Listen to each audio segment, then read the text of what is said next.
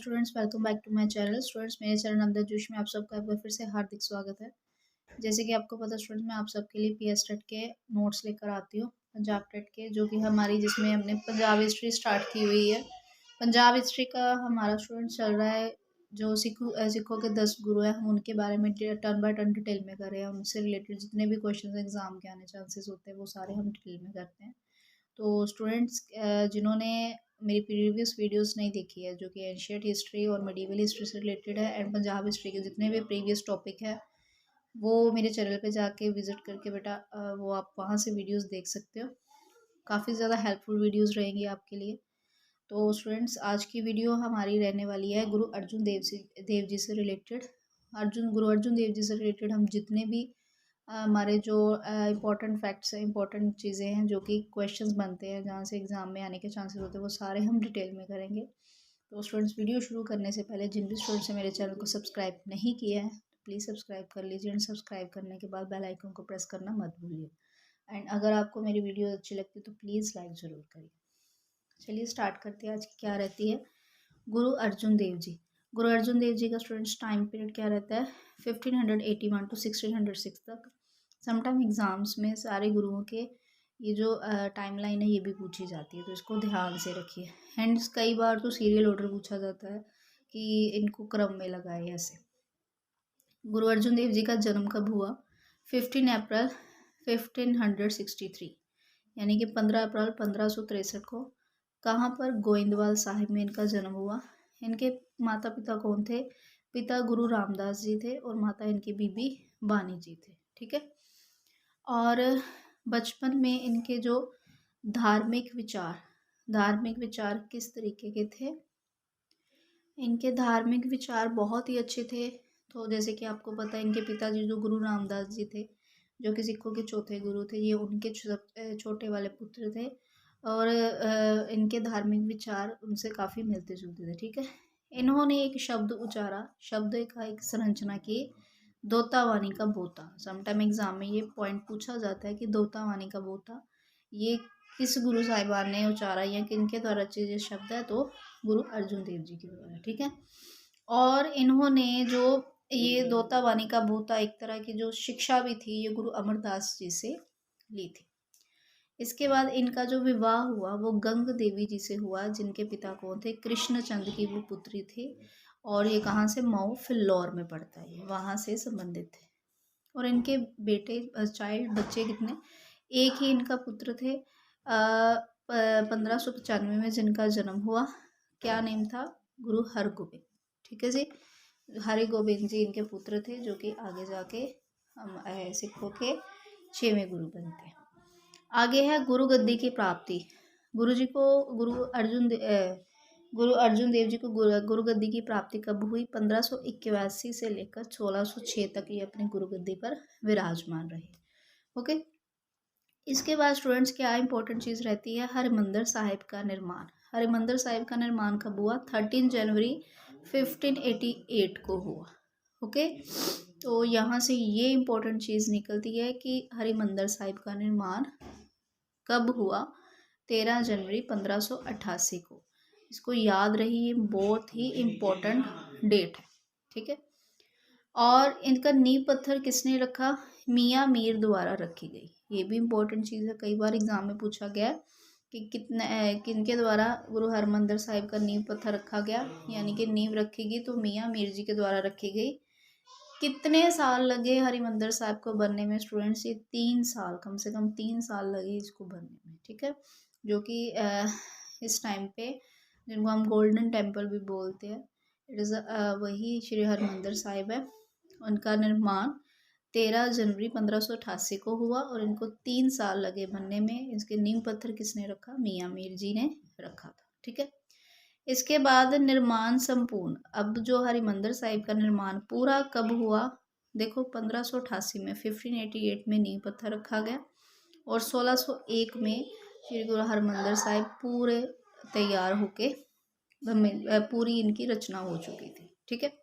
ये दोनों डेट्स काफ़ी इंपॉर्टेंट्स है, इनको अच्छे से ध्यान में रखना। इसके बाद है तरन तारण की स्थापना कब हुई, तरन तारण की स्थापना 1590 ईस्वी में हुई, ये भी बहुत इंपॉर्टेंट है। और किरतपुर और हरगोबिंदपुर की स्थापना, किरतपुर की स्थापना की गई 1593 में और हरगोबिंदपुर की स्थापना 1595 में की गई। ठीक है, गुरुजी ने यह हरगोबिंदपुर की स्थापना कब की? जब इनके पुत्र का जन्म हुआ, गुरु हरगोबिंद जी का जन्म हुआ, तब उन्हीं के नाम पर इन्होंने हरगोबिंदपुर की स्थापना की। ये तीनों डेट्स काफ़ी इंपॉर्टेंट रहने वाली है, इसको ध्यान में रखिए। नेक्स्ट है लाहौर की बावली का निर्माण। यहाँ से ये इंपॉर्टेंट चीज़ निकलती है कि कई बार एग्जाम में क्वेश्चन आता है कि लाहौर की बावली निर्माण किस गुरु द्वारा किया गया?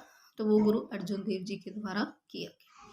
आगे है मसंद प्रथा को इन्होंने आगे बढ़ाया, यानी कि जो मसंद प्रथा स्टार्ट की गई थी उसको गुरु अर्जुन देव जी ने आगे बढ़ाया। इसके अलावा इन्होंने मसंद क्या है? एक मसंद से रिलेटेड क्या चीज़ है? ये एक फारसी भाषा का शब्द है जिसका अर्थ होता है ऊंचा स्थान।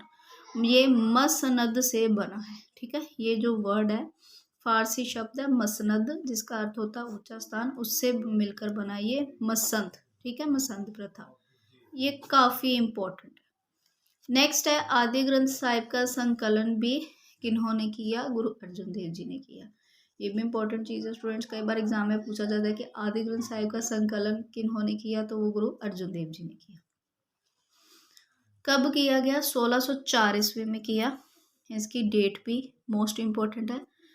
आदि ग्रंथ साहिब का संकलन 1604 ईस्वी में किया गया। पहला प्रकाश हरमंदिर साहिब में 1604 को किया गया। ठीक है, यानी कि जिस ईयर में 1604 को संकलन किया गया आदि ग्रंथ साहिब का, उसी टाइम पे इसका पहला प्रकाश भी किया गया। पहले ग्रंथी कौन थे? बाबा बुड्ढा जी थे। दैट इज मोस्ट इम्पोर्टेंट, कई एग्जाम में आपको क्वेश्चन देखने को मिलेगा। आगे है इसमें आदि ग्रंथ साहिब में अब कितने सबके शब्द थे? जो सारे गुरुओं की कितनी रचनाएं हैं? वो सारी गुरु नानक देव जी के कम से कम 976 शब्द है, 976 शब्द इसमें संकलित है। गुरु अंगद देव जी के 62, गुरु अमरदास जी के 960 और गुरु रामदास जी के 679, गुरु अर्जुन देव जी के 2216, यानी कि 2216 शब्द। ठीक है, ये सारे के सारे वर्ड स्टूडेंट काफ़ी इंपॉर्टेंट है। कई बार ये पूछे जाते हैं कि गुरु अंगद देव जी द्वारा कितने शब्द संकलित हैं, गुरु रामदास जी द्वारा, गुरु अमरदास जी द्वारा, इसको ध्यान से रखिए। ठीक है, इसके अलावा गुरु के अलावा 15 हिंदू भक्तों के शब्द इसमें संकलित है, जिसमें शेख फरीद जी के 134 वर्ड्स शब्द, भक्त कबीर जी के 541 शब्द और भट्टा की बानी और सत्ता और बलवंत। ठीक है, ये सारे इनके भी है। आगे है राग। राग कितने हैं? 31 राग है, 1430 इसके अंग हैं। आगे है आदि ग्रंथ साहिब का विषय, मीन्स कि आदि ग्रंथ साहिब का मेन टॉपिक किस रिलेटेड है? ये परमात्मा की उत्पत्ति के बारे में सारी चीज़ बताई गई है इसमें। और भाषा किस भाषा में संकलित है? हिंदी, मराठी, गुजराती, संस्कृत और फारसी। किस लिपि में है? ये गुरुमुखी लिपि में है। ओके, इसके अलावा समकाली कौन थे गुरुजी के? अकबर और जहांगीर। और जहांगीर के जो पुत्रों थे, जहांगीर के जो पुत्र थे खुसरो, इसका जो पुत्र था जहांगीर का पुत्र था खुसरो, वो गुरुजी से कब मिला? 1606 ईस्वी में वो गुरुजी से मिला, जिसकी वजह से नाराज होकर जहांगीर ने खुसरो को मरवा भी दिया और इसके बदले में क्या किया कि शहीदी, जिसको हम पहली शहीदी बोला जाती है, लाहौर के गवर्नर मुर्तजा खां को आदेश दिया कि वे गुरुजी को 24 मई 1606 ईस्वी को अरेस्ट कर ले, यानी कि उनको गिरफ्तार कर ले। ठीक है, ये एक तरह की पहली शहीदी थी, जिसमें गिरफ्तार करने के बाद क्या किया गया, उन्होंने जहांगीर ने गुरुजी को तत्ती तवी वहाँ उस पर बिठाकर उन पर गरम गरम रेत डाली गई, जहाँ पर गुरुजी ने अपनी शहीदी दी। ठीक है, और ये सिख धर्म की एक तरह की पहली शहीदी थी। तो याद रहे स्टूडेंट्स कि ये जहांगीर द्वारा की गई। जहांगीर का जो पुत्र था खुसरो, वो गुरुजी से मिला था। उसने अपने बेटे को भी एक तरह का मृत्यु का घाट उतार दिया और फिर उसने लाहौर के गवर्नर मुर्तजा खां को भी ये आदेश दिया कि वह गुरुजी को गिरफ्तार कर ले। और वहाँ पर गिरफ्तार करने के बाद उनको कई यातनाएं दी गई, जैसे उनको तत्ती तवी के पर गरम रेत डाली गई बार बार, जिसकी वजह से गुरु जी शहीद हुए। ठीक है, तो ये आज का टॉपिक काफ़ी इम्पोर्टेंट था, काफ़ी ज़्यादा क्वेश्चंस इसमें से निकल के आते हैं सामने। तो इस टॉपिक को स्टूडेंट जितने भी आपको मैं टॉपिक करवाती हूँ सबको बड़े ध्यान से देखिए करिए, और क्योंकि एक लाइन में काफ़ी ज़्यादा क्वेश्चंस निकलते हैं, तो एक एक क्वेश्चन आपके लिए इम्पोर्टेंट है। बिकॉज ऑफ पंजाब टेट बिल्कुल ही कुछ ही डेज में अब उसकी डेट रिलीज़ हो जाएगी, तो हमें प्रिपेयर रहना होगा इस चीज़ के लिए। ओके, चलिए मिलते हैं नेक्स्ट वीडियो में। Bye bye.